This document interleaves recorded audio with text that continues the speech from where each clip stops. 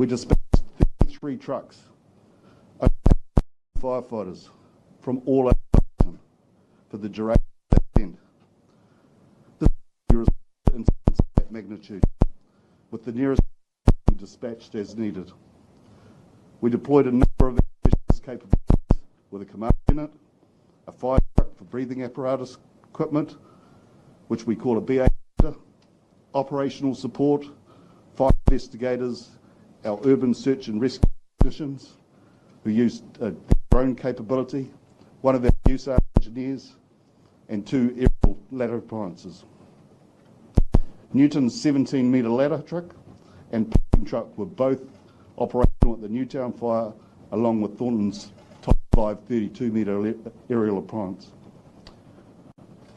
While Newton's 32-metre ladder was off the road for maintenance, it was replaced by the normal relief appliance, which is a 17-metre ladder truck, so available for immediate response.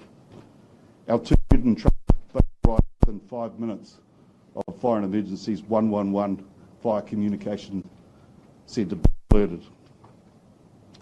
The Western District deployed significant resource to successfully manage this incident. Despite the tragic loss of life, our firefighters did an excellent job of rescuing people, limiting the fire spread, and ultimately extinguishing the fire. I've asked you here today because I'm seeing many questions coming through about Fire and Emergency's fleet and capability and capacity to respond to incidents.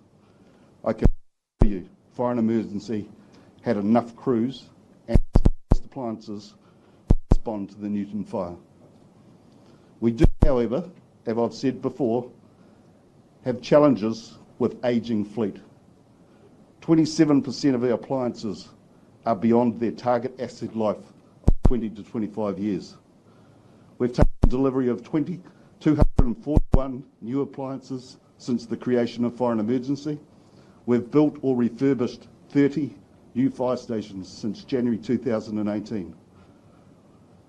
While there's been considerable investment in fleet, property and the back office systems since Fire and Emergency's formation in 2017, current and planned levels of capital expenditure will be really challenged to ensure the maintenance and the necessary investment in our assets to meet the needs of New Zealand communities based on our forecast income.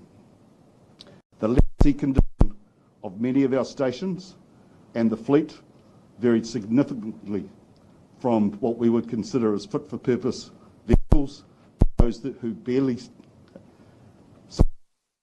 use, and the same applies to some of our stations.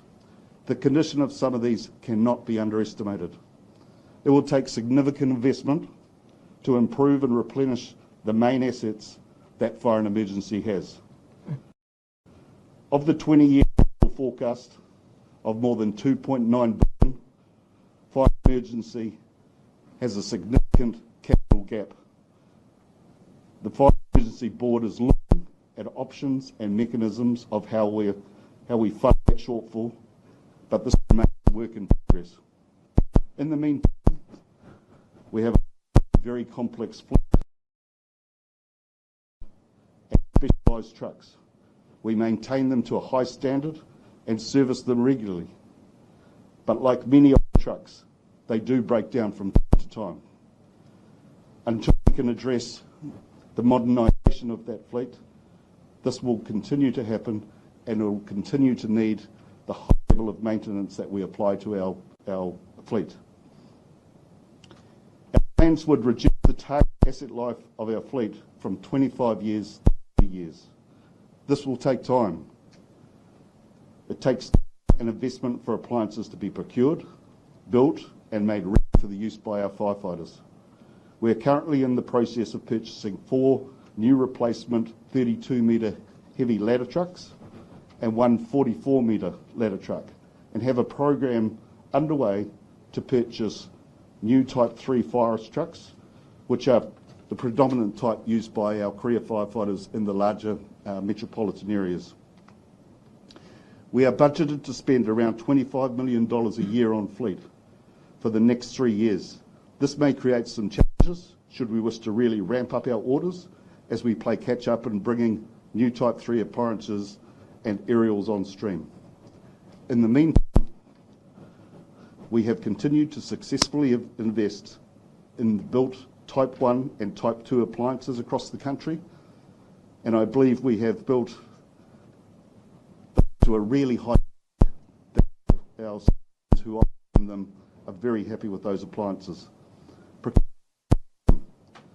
But we're working with our unions and associations to create a better, stronger fleet within our budget. In terms of staffing numbers, firefighter numbers are not where we need them to be. We have committed to addressing this, and we're working closely with the NZU on this matter. The fire members have also an increase in firefighter numbers, recognising that firefighters are longer work at the levels that they work historically. And we are working with the NZU around how many are required and less reliance on overtime. This includes how this will be implemented most effective around the country. I want to tell the public that for emergency are ready and capable of responding if you have an emergency. I open the floor to questions now. Kerry, you talked about in your statement your teams having the specialist equipment required, but we've heard from sources close to this particular fire talking about that Newtown 32-metre area unit and the fact that the absence of that definitely, in their words, restricted them tactically. Are they wrong? Well, when we look at the fire in particular, we had a command unit there for the operations, we had aerial appliances, we had our specialist USAR technicians there. It's about for at any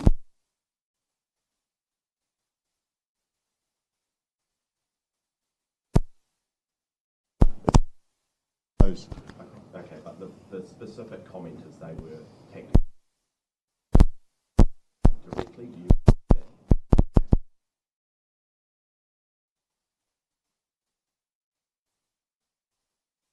learn from it and what we have, but appliances that were to go to an incident of that type, all deployed to that incident. Oh, Mr. Gregory, have you been briefed by the firefighters who were there on the night?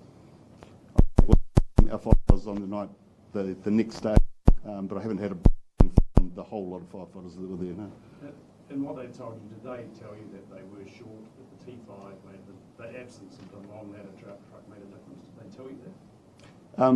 That they had some concerns that they had the Type 4 at Newtown rather than the Type 5 at Newtown, and had to adjust their tactics as a result of that. So how did they adjust their tactics? Well, I'll have to wait for the operational review. I didn't go into the tactics that were deployed on the time. But what I can say is, those firefighters, they did a fantastic job. When they arrived, it wasn't about the aerials. It was about making sure that we got people out of those buildings. Our firefighters went into the building to conduct rescues. And the officer that was first in charge, when I was talking to him the other day, he made a conscious decision that it was too dangerous at a particular stage to go into the next floor, and people were obviously lost. And that's what I would expect of our officers, to make sure that not only the public is safe, but our firefighters are safe in that sort of situation. So how can you say that they had, in essence, what they needed when you have just conceded that they had concerns about the equipment there?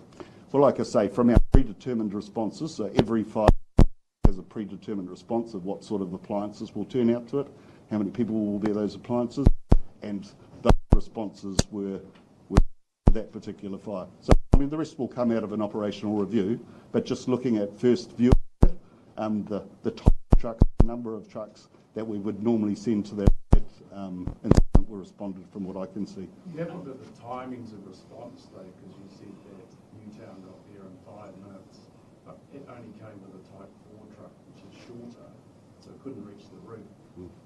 When did the Thorndon 2-3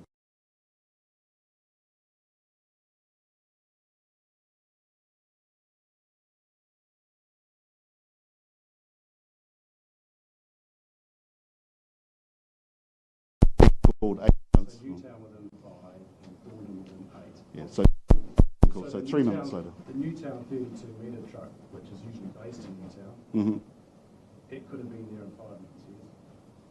The Down 225, Yep. if it was on the road, it would have been there in 5 months.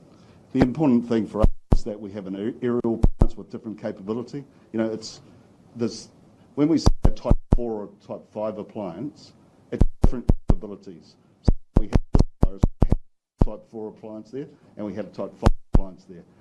Those don't to be deployed because they have different operations. So were the people on the route waiting for rescue, they were waiting for because the Newtown truck, they got there at 5, it couldn't reach the roof, is that correct? That will come in review. Yeah. I mean, have you not been debriefed by the firefighter? You have to, you know, how it works when you arrive at an operational incident. You know, when our first crews arrive at an incident, it is the fire ground, how you need to deploy your troops, what your initial priorities are that sit in there. So, you know, that's when I say job, real skill. It's a skill to do that.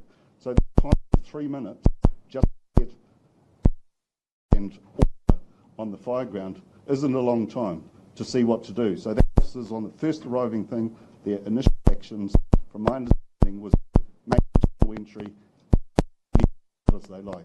So they're not thinking about, you know, we're in a place that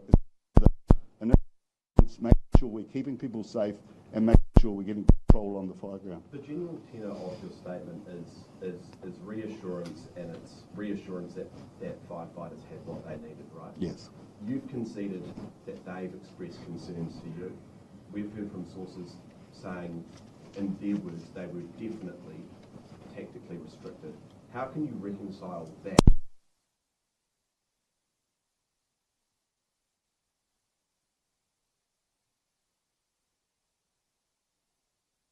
Told you this. And that will come through in the review. I mean, as part of our review, it will explore, you know, how the firefighters have seen what tactics were deployed there, what the officer in charge was thinking around those tactics, and whether it would have made a fundamental difference. Would it have been better to have two 32-metre trucks there? I couldn't answer that question because we don't know. We weren't there and we haven't seen the outcomes of the review. Firefighters say ideally in this situation you have a 32-metre truck, two of them, so you cover two sides. Do you not know how they do that tactically? I know how they do that tactically. I've done it many times but you just said you don't know. But what I do say is how you position the resources that you have on the fire ground are specific to any particular fire. But We have other questions. Look, we have other people wanting to ask questions. Would Fire and Emergency New Zealand like to see any changes from the building code after this incident, i.e. the sprinkler issue? Yeah, that's a challenging topic that I'm sure that MB's probably the right agency to ask about that. It's about how the building code's applied. But surely you would have some concerns about the lack of sprinklers in the building. Well, certainly, you know, like I don't think it's appropriate for us to comment on that things, but any building that is safe for the inhabitants and safe for our firefighters is a good thing. Are you concerned that mechanical issues had any impact on saving people from the building? Again, I'd want to see the outcome of the operational review before I could comment on it. How would you categorise the equipment used in this event? You know, you talk about vehicles that are fit for purpose. Were the vehicles in Wellington fit for purpose at the time?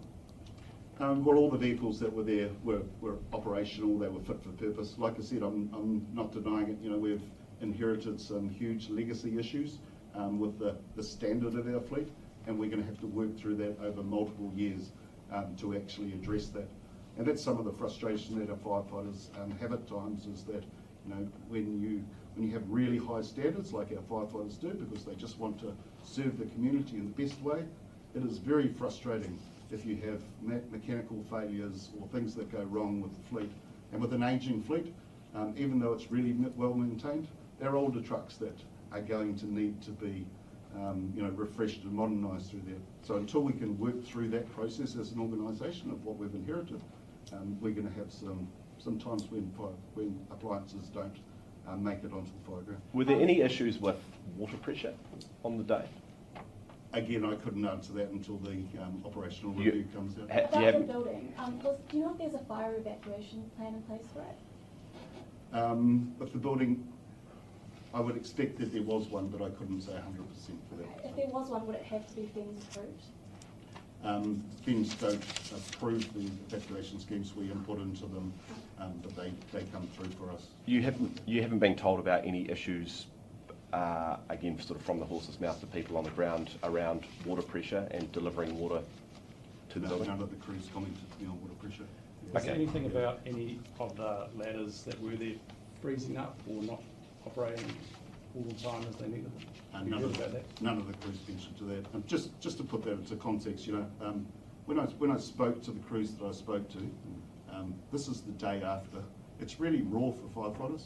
We expect to go to buildings. Most firefighters in their whole career don't go to a fatality in a building, in a fire fatality in a building, let alone have multiple in one of the worst tragic fires that we've had in Wellington. So when I went to speak to them, it wasn't about how did you go to the fire, what tactics did you employ. It was about checking on their welfare and making sure that they're okay. And they're really struggling in that space because it's a really tough. You feel like you question yourself.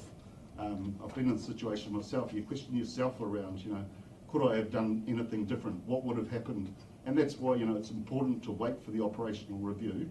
And when our people have had time to get their heads around what's actually happened, to actually have a really, pragmatic view of how is the operation run. I suppose the thing is, though, that guys, I think you keep asking the same questions over and over. I think we've probably said enough. They're quite different. I suppose the thing is, though, totally accept that it's a traumatic event for firefighters, but you've said that they have offered up these concerns. So I suppose the question is, do you believe this and the statements you made to us earlier fairly reflect those operational concerns, those tactical concerns?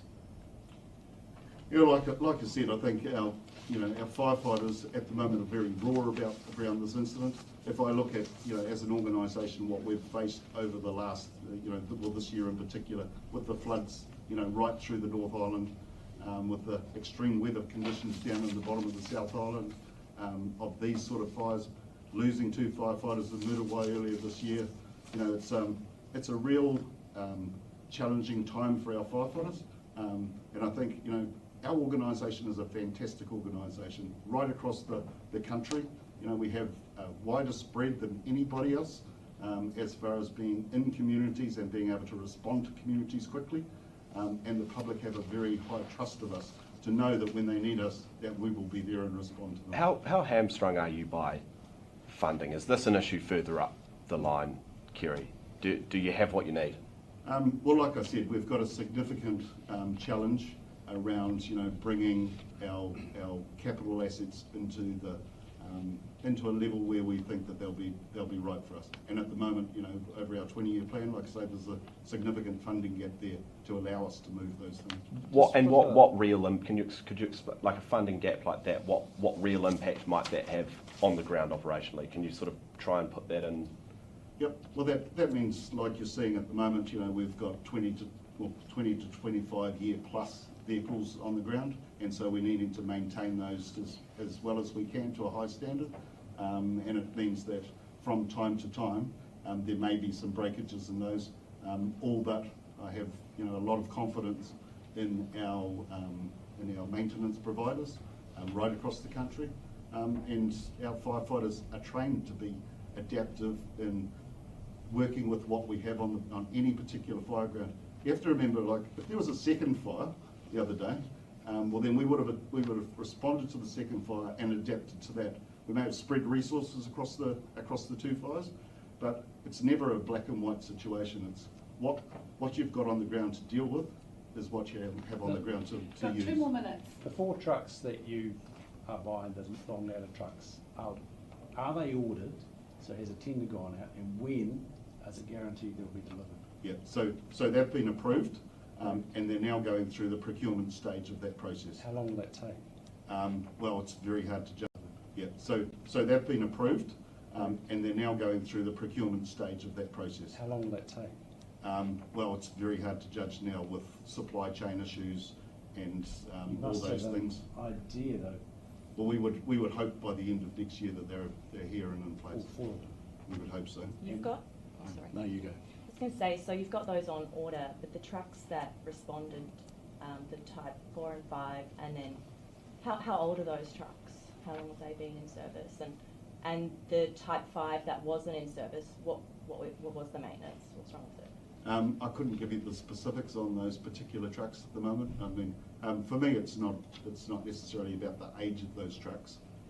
It's about ensuring that we've got our maintenance regime strong enough so when our trucks are on the run, that there's the least chance of them having technical difficulties. But that One life, more are they at the end question. of their 25 years? Where are they? Would Sorry? they be at the end of their 25 years? Like what, in that life cycle that you talk about? I couldn't get down to the detail of those specific trucks. Sorry. The, One oth- more the other question. question was the Type 5 that didn't go. What was the What issue was the with? maintenance? Yeah, that's off getting maintenance. That's the only information I've got at the moment You around can that. ask us But- Meteorat afterwards. Yeah. and Can we we'll ask get an the information ACC for you. staff welfare question? Beg your pardon? Can we ask one final ACC staff welfare question? Can you talk about- So Yeah. staff, just wondering, will FENZ commit to supporting staff who've gone through this, including comm staff, and including supporting any ACC claims they might have for the likes of PTSD? Will you commit to doing that? We will certainly work through all the issues with our staff. You know, I've made it very clear, in fact I've spoken to both the district and the region managers in particular, that we need to really lean in and support around our staff at this time. What comes out of there, you know, we'll deal with those as they go through. ACC claims though, will you support them? We haven't had any ACC claims in that, but like, Well, they would have like raised any those. claims that come through for PTSD or things like that, you know, we look at them as far as, you know, what we can do to support in that way. Okay. Thanks, everybody. Sorry. to Thank take you. it away. If you've got any further questions, please email us at media@fireemergency.nz. We'll try very hard to answer. Thanks, Thank Karen. you. Thank you. Thank you.